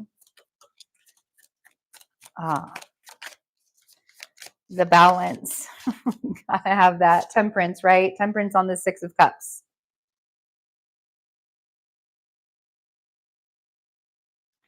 And that's the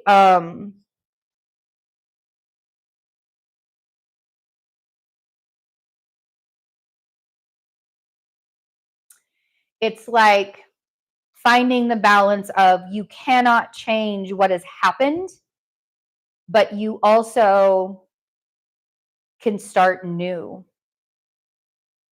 all at the same time. And sometimes that's the most heartbreaking thing to do. And that kind of is what May feels like with the moon energy and with what's happening. The changes that the eclipse, like I said, the changes that the eclipse is catalyzed for us are, it's almost like it's going to be shown, right? Like that's what's coming and that's what's going to be shown. Page of Pentacles, again, is the beginning of a journey. Learning something new. And the Two of Wands. I love the Two of Wands came out because so yeah, with the Two of Wands, we're at a crossroads and we have a choice to make, but that dude is holding the world in his hand. He could go anywhere. He is not restricted from doing anything or going anywhere at all.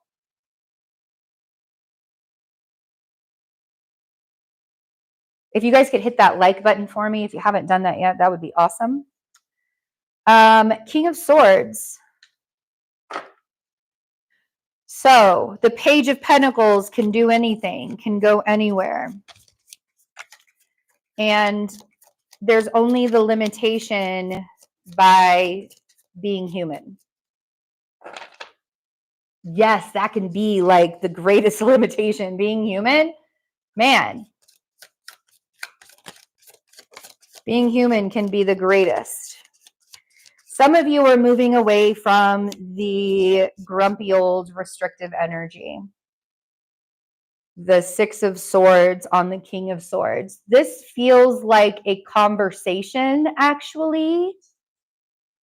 It feels like having a conversation with someone because the swords are thoughts.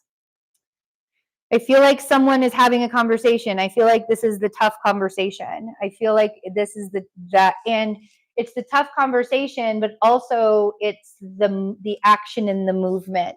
With Mars and Aries, it's going to be really, really easy to be triggered to move, to get going, to get it pushing forward. Four of Pentacles. And this feels like moving away from the restriction is what it feels like. Four of Pentacles.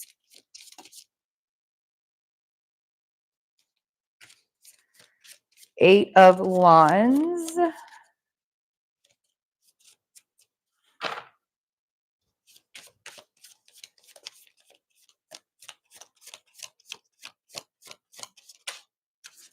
Nice. Okay. All right. Okay. The Empress on the Four of Pentacles. What's at the bottom of the deck? The Two of Swords. I was talking about the Two of Swords with somebody on Twitter the other day. Yesterday. It was actually yesterday. The Two of Swords can be very apathetic, and the Two of Swords can be also very painful if we make decisions not using our intention around it, right? Like you can make a decision to do something, and if you're being careless with your intention around it, it can harm others, or it can harm, like whatever it is that you're doing, keeping this blindfold on the whole time. swiping that sword. You don't know where that sword is going, right? Making that decision. I'm cutting things out, I'm cutting things out. There's a lot of unnecessary unkindness in the world right now. And I am ready for that to change. So the Two of Swords can be very apathetic and very uncaring. So if you take that blindfold off and you make your decisions with intention, full purpose and intention, you have all the information there in front of you to do it. That is going to be a lot easier for not only you, but for everybody else as well that's involved, right? When we talk about doing things that are best for us, it's absolutely possible to do things that are best for us while including the emotions and feelings of other people that are involved in the experience and situation. Absolutely possible to do that. If only we showed up for ourselves too, right? The Empress on the Four of Pentacles. I feel like I want to say that you already have the ability to move forward. Some of you are holding on to an old way of creating, an old way of living life, an old way of existing. And when we try to keep the old ways of existing, we really restrict ourselves in this box. Like this Four of Pentacles guy, like he's not going to get any more pentacles coming to him if he's holding steady like that, you know? And so that's when the energy opens up. The Sun, the Chariot on the Eight of Wands. Look at that. So remembering who you are feels very much Empress energy. It's Taurus season. Hallelujah. Remembering who you are, remembering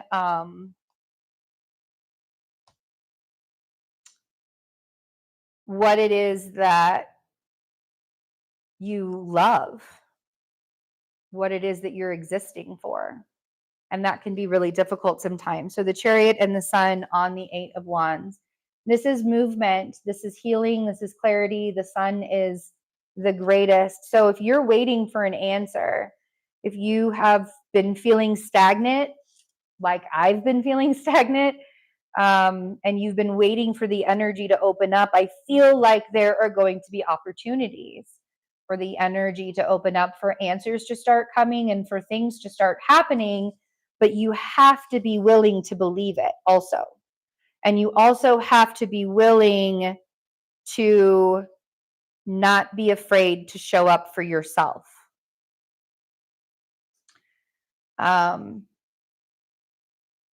In a lot of ways, not be afraid to show up for yourself.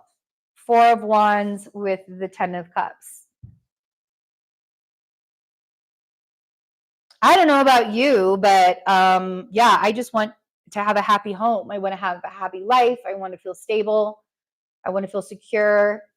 I want to not have to worry about the roof over my head being ripped away from me for no reason, or because I can't pay. That would be a reason.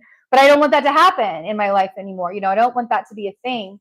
And it scares me because if it can happen when I'm busting my ass and I'm doing everything I can to keep a roof over my head and keep a roof over my children's head, and it can still happen then what's going to happen to me now when I have to ask for help from other people? Oh, wow. She just knocked that on top of herself. So she's probably pretty scared. See? Yeah, she's a little freaked out. She just pulled a basket of stuff over on top of her. She's so curious, that little Khaleesi. Poof is like, oh, he's on the bed sleeping. He's giving me the evil eye right now because he was awakened by the noise. All right, these rolls, just in time. So whatever decisions you have to make, judgment is here. Give grace to yourself in making those decisions. It's a hard knock life, right? If you guys, again, if you want to have a oracle card pulled or reading, you can send a donation to the Wildlife Paradise or here, even in the chat. All right, so we have our rolls. They are arisen. What we're going to do is take this serrated knife that we had before, and I'm going to slice the top. I'm just going to do the first pan first. We're going to cook each pan separately. I tell Henry I need a double oven because this process takes forever when I do it this way. So we're going to cut the top of it. This is going to help the steam to release, and we'll have a nice fluffy roll. And then we're going to spray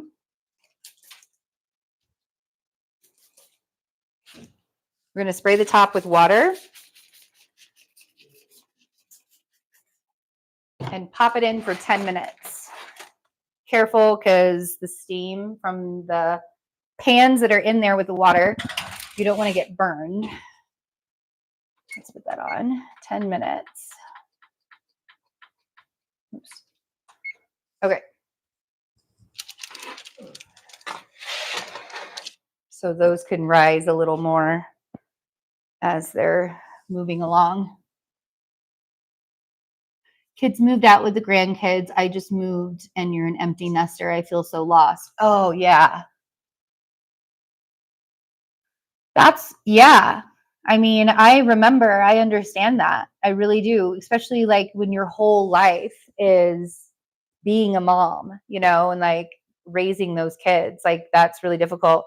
It was hard for me to move away from Kansas City and leave them there too. I remember that, but and it's an ego battle. It is. It's like, and I remind people, we talk about how we don't want to like kill the ego. Obviously, we need the ego. The ego is the thing that keeps us from doing really stupid things and harming ourselves.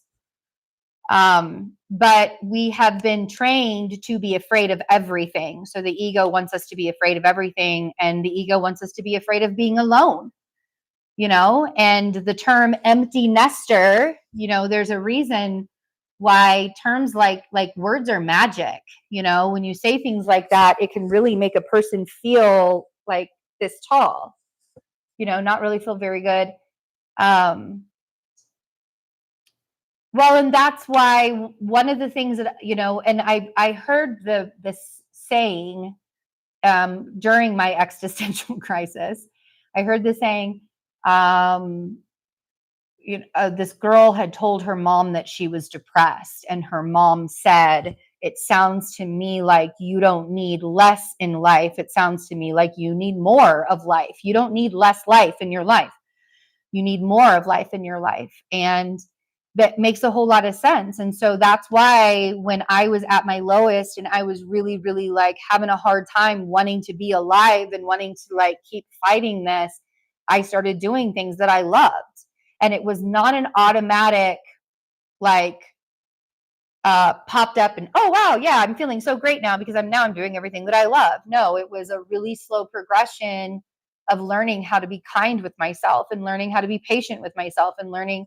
And so I started doing the diamond painting, and I'm really like, I'm going to start doing like other kind of painting, like actual painting things, not just with like the little diamond art, but there's a lot that can be said for bringing more life into your life and allowing yourself to see that there are still good things that can come out of this existence. Because I mean, it's hard to be reminded of that in the world these days. It's really, really hard to be reminded of that with everything going on in that kind of existence. So remember to take care of yourself. And if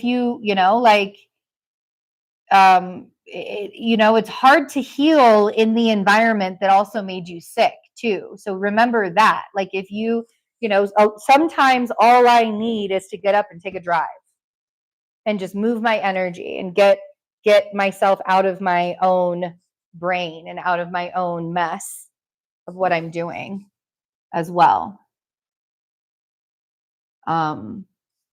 Yeah, because it's tough out there right now. In a lot of ways, it's really tough. And it's frustrating too.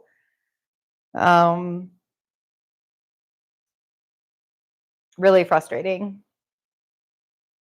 Sometimes I just like want to look at people and say like like I wish that I had the answers to why all of this is happening, and I can feel it. It's very easily felt. Like I can feel it why this is all happening, but it's not an easy topic. It's one of the tough discussions that you have to have. Life is a balance of good and bad for a reason. And when we are allowing ourselves to only focus on the bad, it's like I keep up with the news, but I am not watching the news every day. But I do keep up with what's going on in the world, and I do keep up with the news. But I do not, and the reason why I don't is because it hurts my soul. It breaks my heart. And it's not because I don't want to know what's going on. Like I said, I still know what's going on. I still am able to keep up with it. I just don't inundate my life with all of the sad stuff that's happening. I have enough sadness going on in my life without having to add the suffering, and that's where that healthy balance, where we have to find those boundaries. We can all become recluses and just hermit ourselves for the rest of our lives. But I feel like that would become that in itself is exhausting. I don't know if you've ever like been in bed for a really, really long amount of time, or you slept for 12 hours and you were like more exhausted afterwards than before you were doing it. Absolutely. It's exhausting. So you have to find that healthy balance. And that's really one of the things. Hi, Billy. Perfect timing. Oh, yeah. Well, and I mean, and that's like, I rage, you guys. Like, I may look like I'm a really positive person quite a bit, but I'm really honest about my roller coaster of emotions. I'm really honest about how I rage. I'm honest about how I get angry. I get angry with God all the time because, like, some things just aren't okay, and so finding that healthy balance in your life of, what is going to bring you joy in your day, and not just shutting down. I had to shut down for a month. I think that that's fair. I think it's fair to pull yourself away from people for a while and regroup. And like I have to know what my own energy feels like, because I have I've worked with so many other people's energies in my life and in the last 8 years, and that it's not, if I did not know what my own energy felt like, I would be such a confused person. And I used to be so confused all the time. I didn't know if it was my emotion or somebody else's emotion. And there was one point in my life when I was working on other people where I would just blame all of the bad emotions on other people. Like it was everybody else's fault and my not taking accountability for me. But yeah, so I learned how to slow down. Money tree tips. If you want to have a money tree, watering it, like first you're going to want to drill some holes in the planter so that the roots can breathe, and they don't become moldy. And it doesn't really necessarily like to be watered from the roots up. It likes to be watered like it's from the rainforest. Henry looked at me one day. He's like, "Why don't you look up and see where it's from?" And it's from like Southeast Asia and like all these really like rainforesty, kind of climates, and like Brazil, like they have money trees in Brazil. But yeah, so it likes to have a really like a lot of moisture in the air. And so I started watering it. It takes like 2 gallons of water through the humidifier every day, and in like a 24-hour period, and it's just thriving now. I had no idea. So if you've ever gotten a money tree and you've killed it because the roots get moldy, I have found the trick. And I put a little tiny like just droplets of water at the very base of the tree, like maybe once a month at this point. But yeah, just watering it from the top down, best way to do it. That's what I learned. Patience with plants. Okay, so this is about done with the first 10 minutes. And what we're going to do is drop the temperature down to 350.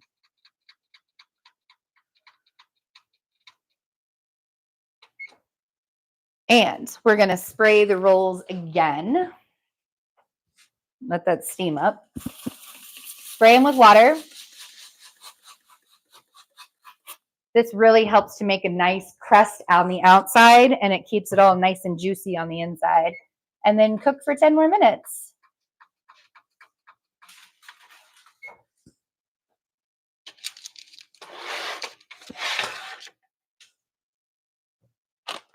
I'm going to make a place so that I can put this up here. When it's done, they smell so good. I think that my new, they're fickle like orchids. Yes, they're fickle like orchids, but I love money trees. I love money trees because they're so good to have. They're beautiful, first of all. And they're just, you know, they give off a really high vibration, And I have always struggled with money in my life. And I'm learning how to work with the energy of money and the vibration of money instead of looking at it as a material thing that I hate and is evil. And one of the things that's really helped me is learning how to take care of a money tree. Money does grow on trees. What did you know? After all this time, but they're fickle like orchids. It's like, it's really like you have to baby a money tree. And I mean, honestly, like it really helps in a big way. So yeah, so we're going to do the 10 minutes. And once they come out, we'll take a look at them and stuff. And then I'm probably going to end the live because I have to do that for the second batch, the same thing for the second batch, but we'll wait until they're done. So does anybody have any questions? You guys want to talk about anything else? Any topics that I haven't touched on that you want to talk about? Anything that you're wondering?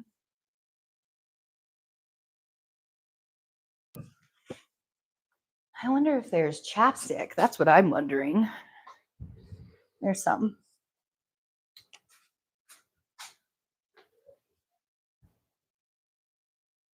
It's like the sourdough takes patience. Right.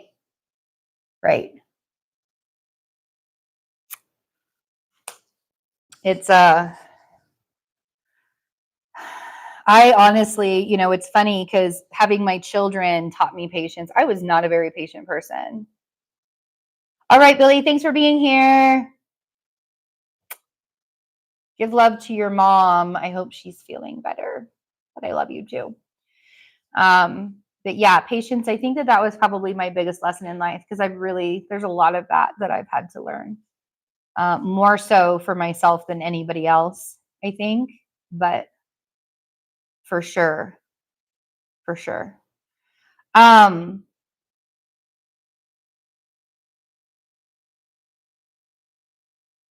know, I love Billy. She's one of the greatest. She's a Sagittarius moon like me. And so like she wants to do everything like I do. Like I tell everybody there are so many things that I still want to do in my life. That's how I know that like my time isn't up yet, that I'm going to fight this thing like hard because I know that there are so many things. Like I want to have a cafe. Never in my entire life have I ever thought that I wanted to have a cafe, but all I want to do is feed people. Now I want to feed you with my beautiful, fresh, hot cereal, berries in the morning. I want to feed you with my sourdough bread. I want to feed you with my cookies and baked goods and pastries and all of the things. And so, yeah, that's how I'm going to live. I'm not stopping. This is just a little blip on the radar. It might be like a 10-year blip on the radar, but we're still kicking strong. We're still going. And it's funny. Like I have really had to learn to laugh at life in a lot of ways. So that's what I teach. I want to teach people how to laugh too. So yeah. It's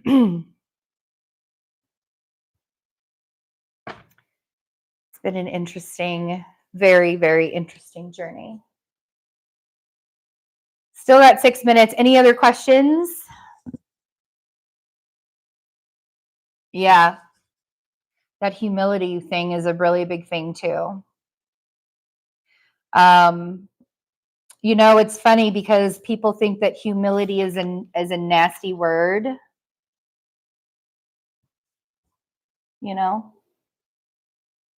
It's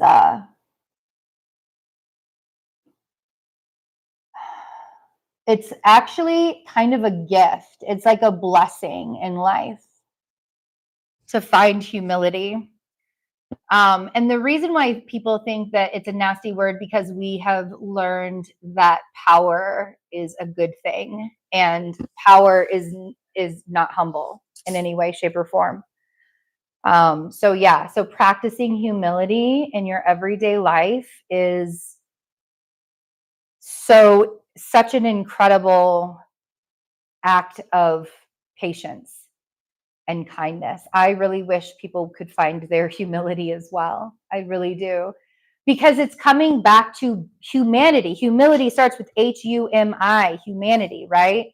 Like it's coming back to your humanness. And I think that like with all this AI stuff that we have going on and all of the social media and all of the internet businesses and like all of that stuff, there's in a lot of ways it's easy to not be human. I think it's easier to forget our humanness these days than it ever has been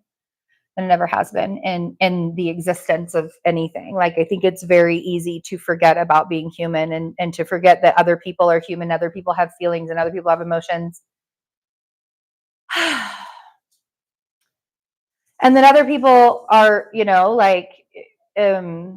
hurting, it's sometimes I like to get selfish and have my own little pity party and like sit in a in a sadness with myself and feel really bad about what I'm going through. And then I realize how stupid that sounds. That's why I laugh at myself when I say existential crisis, because it sounds so stupid. But it's necessary. It's absolutely necessary to find your humanness. It's absolutely necessary. And the way that you do that is to connect back to yourself, connect back to what you're doing. And that's okay. It is okay. It is absolutely okay.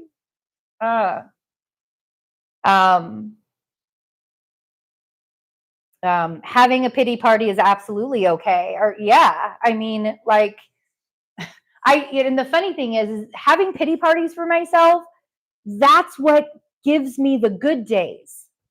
Having those like 1 or 2 days where I have to have a pity party or whatever, because normally it doesn't last a month and a half. Normally it's only like a day or two. Sometimes maybe it's just one tantrum, which I don't even do tantrums that much anymore. Not like I used to. You could ask Henry. He's the expert on Betsy tantrums these days. He knows how to take me after him. But that's the thing, is like having those tantrums creates the energy. It releases the energy. Having those pity parties, having those crying sessions, having those moments where I have to be undeniably human. That is what gives me all of those good days. That is why when I am in massive pain through my entire body, I can still get up and I can still live. There are some days where I'm stuck to the bed, but those are the pity party days, right? And then there are those days where I'm up and I'm ready to live again. And sometimes I don't even know, am I going to pick myself up this time? Honestly, like I'll be honest with you. Like sometimes I don't even know, is this the time that I don't pick, because I've picked myself up so many times before. But also you think to yourself, I've picked myself up so many other times before. Why would I not do it this time too? Why would I not? Let me see, Heidi. Man, I've been cranky lately, been trying to keep it in check for the people that have to live with me, but my core has been fuming. And that's why you got to get it out. Because it's wonderful that you're keeping in check for the humans that you live with. But instead of keeping it in check, let it release. Let yourself feel the extent of the anger. Be fucking angry. Be angry. Be angry. Let it happen. Let it happen and then realize that it's temporary. That anger is temporary. The experience is temporary. The situation is temporary. And even if it's not temporary, even if it's for the rest of your fucking life, it's still temporary. You know what I mean? Done. All right, we're going to get this back up to 425 so I can do the other ones, but let's get these out. Oof, my glasses got all fogged up from the steam. Nice. Let's cool them off a little. Wow, they smell so good. Here, let me I'm going to put them. It's like, I don't want to touch them because they're really, but yeah, like those are so pretty. Oh my gosh, we'll just let them cool off right here. I wish it was like a scratch and sniff screen that you guys could do this. But I'm actually thinking of being here next week and doing hummus, like, because I've decided to teach myself, I told you, I'm going to teach myself how to make hummus. And I'm going to make the tahini sauce and everything. So I think that that's what I'm going to do. Thank you so much, Star. Smell-o-vision. That's what it is. Taking time to give recognition to our hurts and pains and struggles is necessary so we can work on those things. Absolutely. Like, thank you for saying that because it's so true. Yeah, smell-o-vision. I'm going to let these cool off a little bit more, but I want to show you the inside and how nice and fluffy they are. Like, I think that this is probably my favorite part of baking is what comes in. Like the way that it looks afterwards is like the best. Yeah.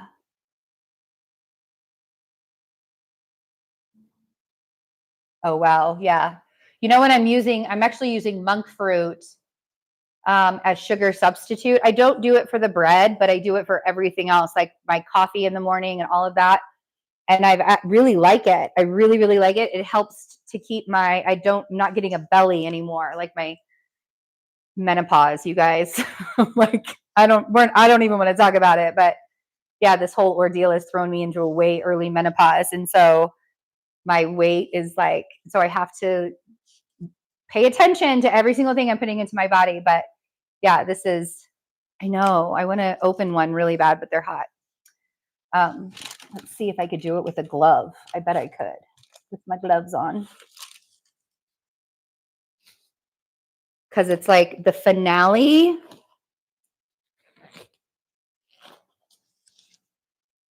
I know, that's what I want to do. I want to put some butter on it real bad. Last week I made these and I didn't put enough salt in it. So I'm really hoping that I added the 2 teaspoons should have done the trick. I think I only put 1 teaspoon in last week. Here we go. Oof. All right, I'm going to do this. Not burn myself. Ready? Look at that. Oh, wow. Look at the steam coming up. They are so light and fluffy and delicious. Oh my gosh. So good. I got to have a bite. Oh, yeah. Way better than last week. They're really hot, though. So good. Okay, I'm going to make sure the transcript for this. So when the video goes up, the transcripts for these, I know they're so good, will be up. So you'll have the recipe for it. And I promise you one of these days I'm going to do a blog. I'm going to do a recipe blog. I promise you I will. I've been saying that for months, and I really just need to like sit down and start typing. So thank you guys so much for being here with me. It's been a really great Saturday. I needed this. It was so rainy outside, and I have just immensely enjoyed my time with you guys. And we're going to do more of these because honestly, I feel better talking to you guys like this while we're baking and talking and chatting than doing a lot of other things in life. So we're going to have more. So I'll put this up for next week. We'll make some hummus and see what we do with that. But I love you guys. Take good care of yourselves. Take good care of each other. Kindness, kindness, kindness. Mwah, mwah, mwah. Bye. Love you. Best buns in the country. Yes.